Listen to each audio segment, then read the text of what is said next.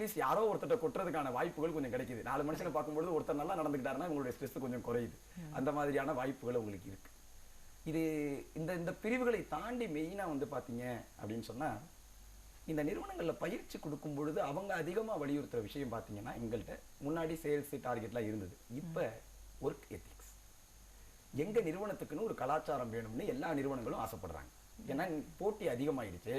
ஒரு தெருவுல 10 கடை இருக்கு அப்படின்னு சொன்னா ஒரு குறிப்பிட்ட பிராண்டை நீங்க தேர்ந்தெடுக்கணும்னா இந்த இடத்துல இப்படித்தான் இருப்பாங்க அப்படின்னு உங்க மனசுல பதியணும்.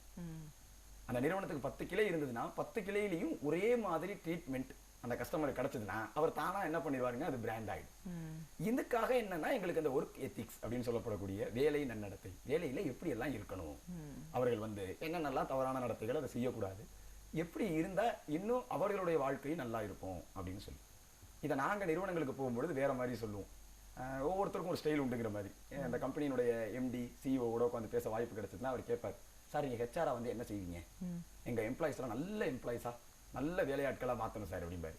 நான் சிரிச்சுக்கிட்டே சொல்லுவேன், சாரி சார் நாங்க நல்ல வேலையாட்கள்லாம் தரமாட்டோம் அப்படின்னு. அப்புறம் எதுக்கு நீங்க வந்தீங்க, நீங்க என்ன செய்வீங்க அப்படிம்பாரு. நான் சொல்லுவேன், நான் உங்களுக்கு நல்ல மனிதர்களை உருவாக்கி தருகிறேன்.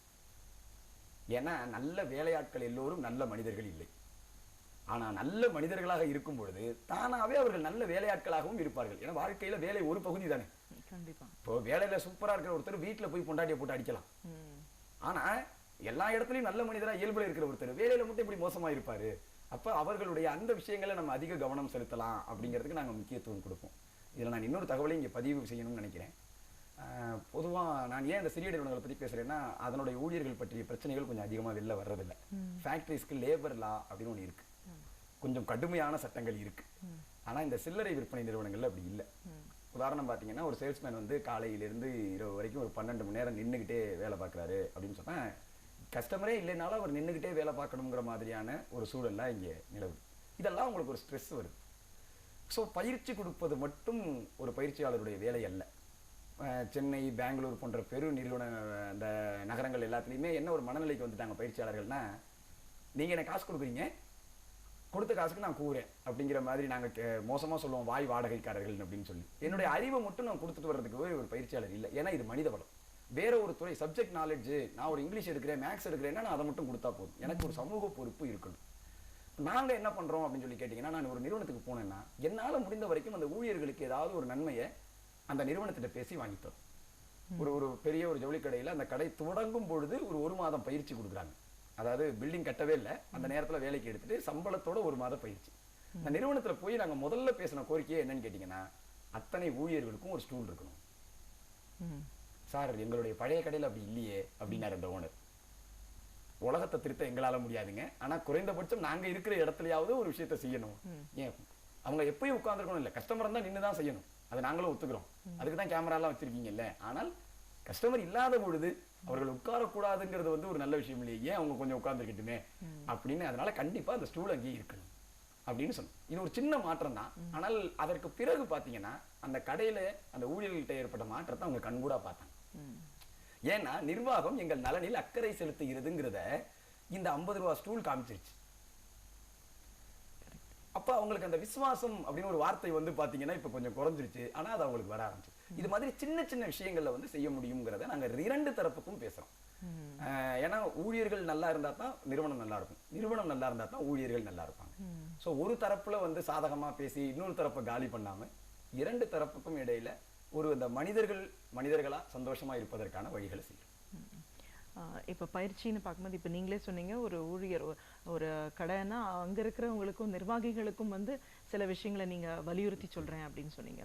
இப்போ உயர் அதிகாரிகள் அப்படின்னு வரும்போது அவங்களுக்கான பயிற்சி அப்படின்னா ஏன் சார் இதெல்லாம் கடந்து தானே அவங்க அந்த நிலைக்கே வந்திருப்பாங்க. அப்போ அவங்களுக்கும் பிரச்சனைகள் இருக்குமா, பயிற்சியின் தேவையா இருக்கா? அவங்களுக்கு தான் இருக்கிறதுலே பிரச்சனைகள் அதிகம். கீழ்மட்டத்தில் 2 வசதிகள் இருக்கு தொழிலாளர்கள் மத்தியில். ஒன்று வந்து அவங்க என்னதான் நீங்க வேற என்ன காரணம் சொன்னாலும் அவங்க பணத்திற்காக தான் வேலை பார்க்குறாங்க. ஏன்னா அவங்க வாழ்க்கை சூழல் அப்படி இருக்கும், கஷ்டமான சூழல்ல இருப்பாங்க. அதனால இந்த சம்பளம் கிடைச்சதுன்னா நல்லா இருக்கும். ஸோ அவர்களுக்கு அதுவே கிட்டத்தட்ட ஒரு மோட்டிவேஷன் ஆயிடும். ஏன்னா அவர்களுக்கு ஒரு நோக்கம் இருக்கு. ஆனால் இந்த தலைமை பொறுப்புக்கு போறாங்க பாருங்க, அவங்க வந்து பாத்தீங்கன்னா மேனேஜர்ஸ், சிஇஓஸ், எம்டிஸ் இந்த லெவலில் இருக்கிறவங்க எல்லாருக்கும் இவர்கள் எது சரி அப்படிங்கிறதே இவங்களுக்கு புரியாது. சார் நான் அன்பா நடந்துக்கிட்டா ரொம்ப அட்வான்டேஜ் எடுத்துக்கிறாங்க, நான் கோபமா நடந்துக்கிட்டா எந்த வேலையுமே நடக்கிறது இல்ல, நம்மள சிடுமுஞ்சின்னு நினைக்கிறாங்க. நான் அன்பா இருக்கணுமா சார், கோபமா இருக்கணுமா சார்? இது ஒரு முக்கியமான பிரச்சனை. நீங்கள் ஒரு பிரச்சனையை எப்படி சால்வ் பண்ணணும் அப்படிங்கிறது. அதே மாதிரி இன்னும் சொல்ல போனா அந்த மிடில் லெவல் மேனேஜ்மெண்ட்னு ஒரு குரூப் இருக்காங்க. அவங்களுக்கு இன்னும் அதே மாதிரி அவங்களுக்கு இந்த உரலுக்கு ஒரு பக்கம் இடி, மத்தளத்துக்கு 2 பக்கம் இடிங்கிற மாதிரியான சூழல். இப்ப இவர்களுக்கு இந்த சூழல்களை எப்படி வந்து நல்ல விதமா ஹேண்டில் பண்ணி ஜெயிக்கணும் அப்படிங்கிறது தான். ஸோ ஒரு லீடர்ஷிப் அப்படிங்கிற பாயிண்ட்ல தான் இவங்களுக்கு நாங்கள் நிறைய கொடுக்குறோம். அந்த ஒரு லீடருக்கான தகுதி, ரொம்ப முக்கியமான தகுதி வந்து இந்த சிச்சுவேஷனை வந்து இவங்க வந்து வின் வின் அப்படிங்கிற முறையில் இவங்க எப்படி ஜெயிக்கணும் அப்படிங்கிறத வந்து கண்டிப்பாக இந்த பயிற்சிகள் மூலமாக மட்டும்தான் அடைய முடியும். இன்னும் சொல்ல போனால் 100 பயிற்சி அட்டன் பண்ணாலும் 101வது பயிற்சி அவங்களுக்கு தேவையாக இருக்கும். ஏன்னா ஒரு புதிய சிச்சுவேஷனை எதிர்கொள்ளும் பொழுது அவங்களுக்கு அதை குறித்த சந்தேகம் இருந்துகிட்டே இருக்கும். அனுபவத்தின் மூலமாக கற்றுக்கொள்பவர்கள் இருப்பாங்க. இருந்தாலும் கூட நாங்க கொஞ்சம் அதை விட நிறைய நிறுவனங்களை பார்த்துட்டு அந்த அனுபவத்துல வந்திருப்போம் அப்படிங்கிறதுனால, இப்போ ஒரு நிறுவனத்துல வேலை பார்க்கிறவர் அங்க உள்ள பிரச்சனைகள் மட்டும் பார்த்திருப்பாரு. நான் இப்போ ஒரு 500 நிறுவனம் பார்த்துட்டேன்னு வச்சுக்கோங்களேன், என்னால எல்லா தரப்பு பிரச்சனையும் கவனிக்க முடிஞ்சிச்சு. அப்ப இந்த அனுபவத்தை வச்சு நான் ஒருத்தருக்கு ஒரு தீர்வு சொல்லும் பொழுது கொஞ்சம் பொருத்தமானதாக அது இருக்குங்கிறதுனால அவங்களுக்கு அந்த விஷயத்துல தான் நம்ம அதிகமா சொல்றோம். ஒரு டீமை எப்படி வழி நடத்தணும், ஏன்னா அந்த கம்பெனிக்கு அந்த ஆர்கனைசேஷனுக்கு ஒரு லட்சியம், ஒரு கோல் இருக்கும். அது அவர்களுடைய கோலாக மாற்றப்பட வேண்டும். பொதுவான ஒரு காமன் கோல் வந்து மாற்றணும். இதை நோக்கி அவங்களை அழைச்சிட்டு போகணும். அதே நேரத்தில் அழைச்சிட்டு போகும் பொழுது அவங்க வந்து விரும்பி வரணும். மனோகரா படத்தை வசனம் மாதிரி அழைத்து வரப்படவில்லை, இழுத்து வரப்பட்டேன்ங்கிறதெல்லாம் வந்து நிறுவனங்களுக்கு சரியா வராது. கம்பல் பண்ணி அவங்களை நீங்க இழுக்கும் பொழுது பாத்தீங்கன்னா உங்களோட ரொம்ப நாள் இருக்க மாட்டாங்க. அப்ப அந்த விரும்பி அந்த நிறுவனத்தினுடைய இலக்கு தன்னுடைய இலக்கா மாற்றிக்கணுங்கிறது தான் இந்த தலைவர்களுக்கான பயிற்சியினுடைய ரொம்ப அடிப்படை அம்சம். ஸோ சிச்சுவேஷன் பேஸ்டு தான் நிறைய இருக்கும் அவங்களுக்கு. நாங்கள் நிறைய கேஸ் ஸ்டடீஸ் அப்படின்னு சொல்லுவோம், அது சம்பந்தமா நிறைய சொல்லுவோம். ஓகே, இப்போ பொதுவாக எல்லாருக்கும் என்னென்ன பயிற்சி நம்ம பொதுவாகவே பார்த்துட்டோம் சார். யாராக இருந்தாலுமே ஒரு மாணவராக இருந்தாலும் சரி, அவன் வந்து தேர்வில் வெற்றி பெறணுன்ற ஒரு இலக்கு இருக்கும். ஆசிரியர்களாக இருந்தாலும் நல்ல மாணவர்களை உருவாக்கணும். பொதுவாக யாருக்குமே நாம் வந்து ஒரு வெற்றி பெறணும் அப்படிங்கிறது ஒரு பெரிய ஒரு இலக்கு, கோலாக இருக்கும். இப்போ நீங்கள் ஒரு பயிற்சியாளர், ஆலோசகர் அப்படிங்கிற முறையில் வாழ்க்கையில் சாதிக்கணும் அப்படின்னு நினைக்கிறவங்களுக்கு நீங்கள் சொல்கிற ஆலோசனைகள் என்னவா இருக்கும் சார்? கண்டிப்பாக எல்லாருமே சாதிக்கணும்னு ஆசைப்படணுங்கிறது முதல் விஷயம். ஒரு சராசரியாக வாழ்ந்து போயிடக்கூடாது அப்படிங்கிறதுல நாங்கள் ரொம்ப கவனமாக இருக்கோம். என்ன காரணம்னா, ஒரு ஆணின்னு நாங்கள் வழக்கமாக சொல்லுவோம். ஒரு ஆணியை அடித்தோம்னா அந்த அடித்த ஆணியை பிடுங்கிட்டிங்கன்னா அந்த இடத்துல ஒரு ஓட்டை இருக்கும். ஓட்டையை நீங்கள் வேறு ஏதாவது சிமெண்ட் சுண்ணாம்பு வச்சு அடைச்சா கூட அந்த இடம் இன்னும் கொஞ்சம் வித்தியாசமாக தெரிஞ்சுக்கிட்டே இருக்கும். அப்போ ஒரு கேவலம் ஒரு ஆணி கூட அது இருந்த இடத்துல ஒரு சின்ன அடையாளத்தை விட்டுட்டு போகும். அப்போ மனிதனாக பிறந்த எல்லோரும் அறிவு, உயிர், இவ்வளோ விஷயங்கள் நம்ம பேசுகிறோம். அப்ப நாம கண்டிப்பா நாம வாழ்ந்ததற்கான ஒரு அடையாளத்தை, ஒரு சாதனையை செய்துவிட்டுத்தான் சாகணும் அப்படிங்கிற ஒரு வெறி இருக்கணும். இது செய்வதற்கு என்ன தேவை அப்படின்னு சொன்னா, முதல்ல சொன்ன மாதிரி ஒரு இலக்கு நிச்சயமா வேணும். இலக்கு இல்லாதவர்கள் சாதிக்கணுங்கிற அந்த வெறி இல்லாதவங்க நிச்சயமா செய்ய முடியாது.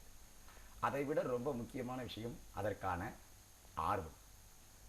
ஆர்வம் வந்து இருந்தது அப்படின்னு சொன்னா அது அவர்களை அந்த இலக்கை நோக்கி தானா தள்ளிக்கிட்டு போகும். அதை அடைவதற்கான அனைத்து தகுதிகளும் தானாக வந்து சேரும் அப்படிங்கிறது தான் ஒரு முக்கியமான விஷயம். அப்போ அவங்க அதை நோக்கி போகிறாங்க.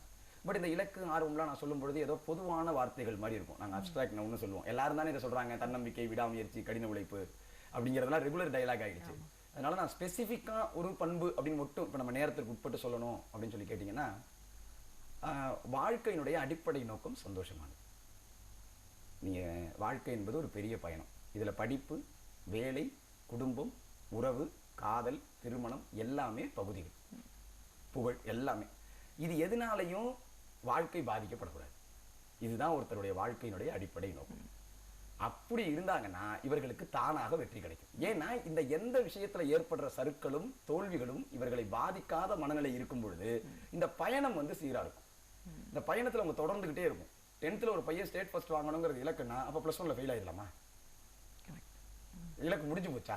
அப்படி இல்லை. அப்ப வாழ்க்கைங்கிறது ஒரு பயணம். நம்ம பெரும்பாலும் என்ன பண்ணிடுறோம்னா, ஏதோ ஒரு பெரிய விஷயத்தை அடையணும் போல இருக்குங்கிற மாதிரியே கொண்டு போய் நிப்பாட்டிடுறோம். ஈவன் பயிற்சியாளர்களே கூட சில சமயம் அந்த மாதிரியான ஒரு விஷயங்களை கொடுக்குறோம்.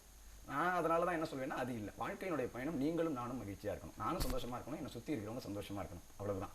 அப்ப நான் மகிழ்ச்சியாக இருக்கிற வாழ்க்கை அப்படிங்கிறத இலக்கா எடுத்துக்கிட்டாங்கன்னா, வாழ்க்கை முழுசா அவங்க மகிழ்ச்சியா இருந்தாங்கன்னா செய்கிற ஒவ்வொரு காரியத்திலும் மிகச்சிறப்பாக செய்ய முடியும், ஜெயிச்சுக்கிட்டே வருவாங்க.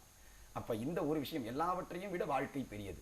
நான் இப்ப தற்கொலைகள் அதிகமாயிடுச்சு, கொலைகள் அதிகமாயிடுச்சு, வன்முறைகள் அதிகமாயிடுச்சு. இது எல்லாத்துக்கும் அடிப்படை என்ன? அவங்க மனசுல சந்தோஷம் இல்லை. இப்ப அந்த மகிழ்ச்சி அப்படிங்கிறத வாழ்க்கையினுடைய நோக்கமா எடுத்துக்கிட்டாங்கன்னா வெற்றிகள் தானாகவே வந்து சேரும் அப்படிங்கிறத நான் சொல்ல விரும்பும் செய்தி. நிச்சயமா சார்.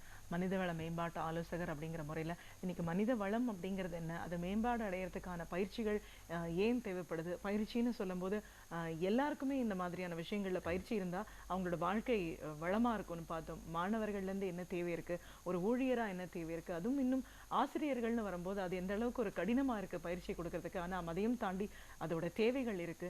ஜெயிக்கணும்னு நினைக்கிறவங்க என்னென்ன பண்ணணும்னு நிறைய விஷயங்களை எங்க நேர்களோட நீங்க முழுமையா பகிர்ந்ததுக்கு ரொம்ப நன்றி சார். கோடிக்கணக்கானவர்களை சந்திக்கக்கூடிய வாய்ப்பு கொடுத்ததற்கு கலைஞர் டிவிக்கு ரொம்ப நன்றி.